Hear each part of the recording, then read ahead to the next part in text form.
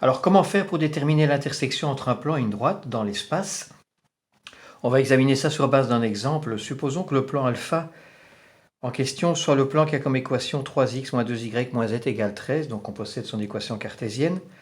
Et la droite D, eh bien pour la droite D, on sait qu'on peut disposer pour la droite D d'équations soit cartésiennes, soit paramétriques. Commençons avec les cartésiennes. Si je cherche l'intersection entre un plan et une droite, ça veut dire qu'on cherche trois nombres qu'on peut mettre à la place d'x, y, z pour que l'équation du plan soit satisfaite. Et en même temps, les deux équations cartésiennes de la droite, ça veut dire que je cherche à résoudre le système qui est constitué des équations 1 et 2, autrement dit, un système qui contient trois équations avec trois inconnus, ce qui est évidemment faisable, pas de souci.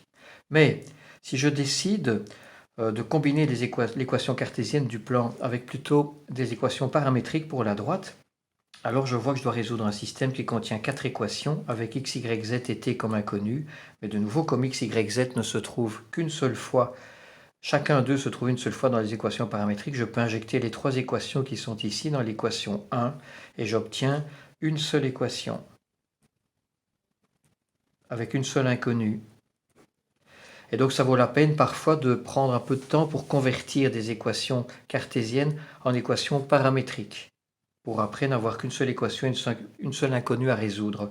Si on la résout ici, je vous laisse faire, on trouve pour t la valeur de 1. Cette valeur de t, on l'injecte dans les trois équations paramétriques et on obtient des valeurs pour x, y et z, qui sont donc les coordonnées du point qui est commun à la droite et au plan. Ça veut dire que la droite perce le plan et ce point s'appelle le point de percée de la droite dans le plan.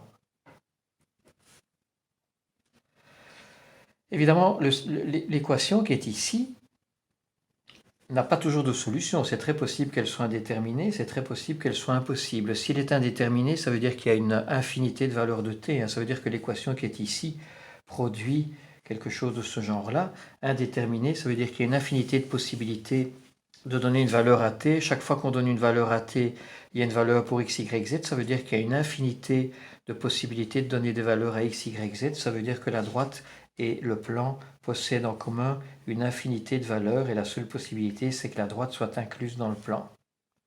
Voilà, et si le système qui est ici est impossible, parce que, par exemple, il s'écrit sous la forme 0t égale 7, par exemple, j'invente n'importe quoi, hein, mais en tout cas pas 0, ça veut dire qu'il n'y a pas moyen de donner une valeur à t pour que l'équation soit satisfaite.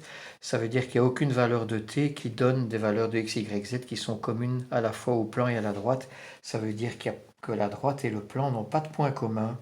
Et à ce moment-là, ça veut dire que la droite est parallèle au plan. Voilà.